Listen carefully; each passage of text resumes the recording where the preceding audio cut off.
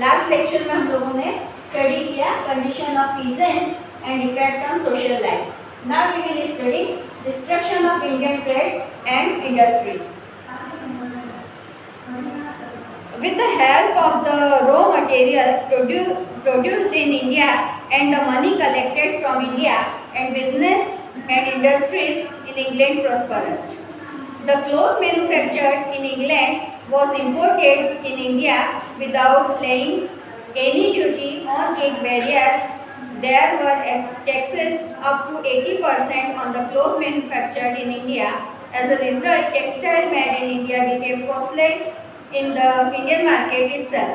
The Indian handicraft and cottage industries could not witness the competition and they could not sustain themselves.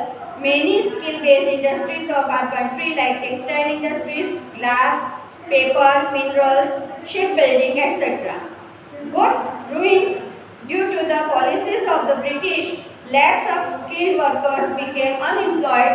Gradually, the poor workers of the rural area of India become poorer. अब यहाँ पर क्या हुआ, जैसे जैसे raw material जो India का raw material production था, जो इंडिया प्रोड्यूस करती थी, वो सारा बिजनेस और इंडस्ट्रीज के लिए इंग्लैंड ले जाया जाता था. तो इंग्लैंड दिन पे दिन प्रॉस्परस होता गया और जो यहाँ पर थे, यहाँ पर के लोगों को रॉ मटेरियल नहीं मिलता था, जिसके कारण उनको और कॉस्ट उसका बढ़ जाता था. रॉ मटेरियल अगर मिलता भी था तो वो उसके वजह से जो भी हैंडीक्राफ्ट वगैरह, जो भी क्लॉथ इंडस्ट्री को बिलोंग करते थे, जो भी उनका क्लॉथ बनाते थे, वो बहुत ज़्यादा कॉस्टलाइन हो जाता था. तो उसकी वजह से उनका जो भी ट्रेडिंग होता था वो बहुत मुश्किल में हो जाता था और वो अनएम्प्लॉयड होते गए जैसे जैसे. और जैसे इसी टाइप से जितनी भी इंडस्ट्रीज थी, टेक्सटाइल इंडस्ट्रीज के अलावा glass, paper, mineral, ship building, ये सारी जो भी इंडस्ट्रीज थी वो ब्रिटिश पॉलिसीज़ के कारण अनएम्प्लॉयमेंट होते गए. उनके लोग जो भी थे वो उनके पास काम नहीं रहा. तो जितने भी और स्किल्ड वर्कर थे, जो अच्छा सा काम कारीगर जो थे, वो सारे भी अनएम्प्लॉयड होने लगे. और सेम उसी टाइप से धीरे धीरे जाकर जो भी रूरल एरिया में थे लोग बहुत ज़्यादा पुअरर होते गए. Then a suspicion about the reforms.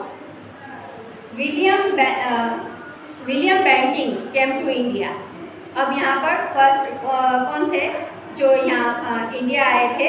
वो थे वॉरेन हास्टिंग. वॉरेन हास्टिंग के बाद दूसरे गवर्नर जनरल इंडिया आए, उनका नाम था विलियम बैंटिंग. विलियम बैंटिंग जो लिबरल थे इंडिया के तरफ, उन्होंने इसी टाइप से इंडिया में आकर वर्क स्टार्ट किया. जो लोग बहुत ज़्यादा रिफॉर्म करना चाहते थे वो. तो Lord William Bentinck become quite popular in India by introducing few beneficial reforms during his time. Indians started getting job in company administration. Indians were allowed to use their mother tongue in the court of law. Raja Ram Mohan Rai and other social reformers were constantly making efforts to stop the evil practice of sati. Banting agreed to these efforts and passed the law in 1829 to ban the practice of sati. इन्होंने Lord William Bentinck ने बहुत सारे reforms किए. जैसे उन्होंने beneficial reforms start किए, जिसमें से एक था कि जो कंपनी की जितनी भी एडमिनिस्ट्रेशन था उसमें इंडियंस को भी जॉब देना अलाउ किया. फिर लॉ ऑफ कोर्ट था, उसके अंदर उन्होंने अपनी रीजनल लैंग्वेज बोलने का, रीजनल लैंग्वेज में बात करने का या उसमें अपना केस रखने के लिए अलाउ किया. उसी टाइप से जो भी हमारे यहाँ पे एविल्स थे, जैसे सती सिस्टम था, वो राजा राम मोहन राय उसके लिए बहुत ज़्यादा वो कर रहे थे कि ये किसी टाइप से भी बंद हो जाए. तो उसमें उन्होंने विलियम बैंटिंग ने उनका सपोर्ट किया और उन्होंने 1829 में उसको बैन किया. प्रैक्टिस ऑफ सती जो था उसको बैन किया. During the time of William Bentinck the English rulers tried to eradicate the social evil as per the will of the social reforms.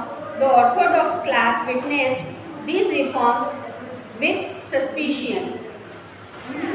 अब उनके टाइम पे इंग्लिश एजुकेशन को स्टार्ट करना चाहते थे, लेकिन जो सोशल रिफॉर्म्स थे उसको हटाने के लिए वो इंग्लिश एजुकेशन स्टार्ट करना चाहते थे, जिससे जो पुरानी सोच वाले जो लोग थे, जो कुनीतियाँ थी हमारे इंडिया की, वो सारी खत्म होती है। The company had passed a revolution to spend 1 lakh rupees every year to education, but it was not implemented. Company ने विलियम बेंटिक के टाइम पे कंपनी ने स्टार्ट किया 1 lakh rupees in a year education पर खर्च करने का, लेकिन ये उनके टाइम पर इम्प्लीमेंट नहीं हो सका। उनके finally an education committee was form during the time of Bentinck in the year 1834। 1834 में उन्होंने एजुकेशन कमेटी इस्टेब्लिश की, लेकिन उनके बाद जो आए मैकेलॉय, उन्होंने इस इंग्लिश एजुकेशन को इंडिया में स्टार्ट किया।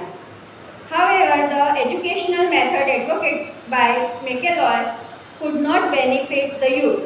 Indians lost the advantage of acquiring the ancient knowledge and skill developed by their ancestors.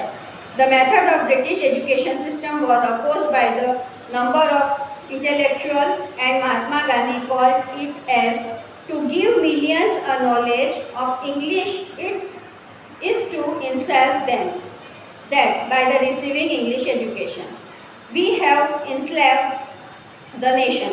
Later 3 universities were established in 1857. The Britishers could get educated workforce due to introduction of English education.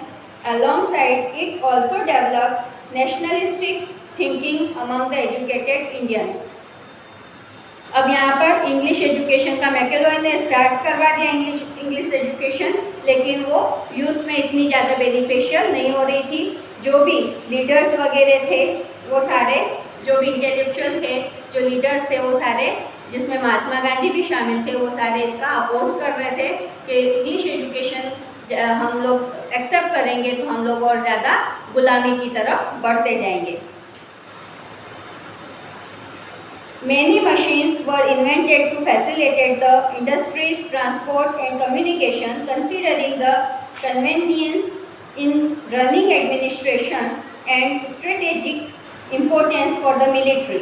The Britishers introduced the railway in India. उन्होंने काफ़ी machineries वगैरह develop की, produce की, जो industries, transport and communication में help कर सकती थी। उन्होंने इंडियन रेलवे स्टार्ट किया ब्रिटिशर्स ने, जिसके थ्रू उनका वह एक जो भी सामान होता था, जो भी गुड्स होता था, वो एक प्लेस से दूसरे प्लेस पर आसानी से जा सके। In order to maintain the effective control on the country and to exchange messages with the neighbouring territories, modern method of post and telegraph were introduced in India in 1854 CE. Printing press and circulation of newspapers grew alongside. अब यहाँ पर उन्होंने message exchange करने के लिए, एक जगह से दूसरे जगह पर जाने के लिए, और नेबरिंग टेरिटरीज जो भी थी पास में, उनको मैसेज पहुँचाने के लिए उन्होंने पोस्ट एंड टेलीग्राफ को इंट्रोड्यूस किया। प्रिंटिंग प्रेस, जो न्यूज़पेपर छापने के लिए प्रिंटिंग प्रेस उन्होंने ग्रो किया उसका। This reforms were actually for the convenience of British rule in India, but it turn out to be a blessing in disguise for the growth of nationalism in India. The class that required the English education spearheaded the social reforms and nationalism in Indian, since they were more familiar with the contemporary development in the world around. The post and telegraph brought people closer. अब उसके reforms क्या हुए जो English educations के, वो जो youth जो भी पढ़ रहे थे वो सोशल रिफॉर्म्स की तरफ पढ़ रहे थे, क्योंकि वो एजुकेटेड हो गए थे, और डेवलपमेंट स्टार्ट हुआ था सोशल तरीके से, सोशल समाजों में रिफॉर्म स्टार्ट हुआ था। जो पुराने लोग जो भी नीतियाँ थी, जैसे सती सिस्टम था, उसको बैन हुआ। देन पोस्ट एंड टेलीग्राफ जो था, जो लोग एक दूसरे को पोस्ट एंड टेलीग्राफ के थ्रू अपने मैसेजेस पास कर सकते थे, तो लोग एक दूसरे के ज़्यादा करीब आने लगे। Thank you.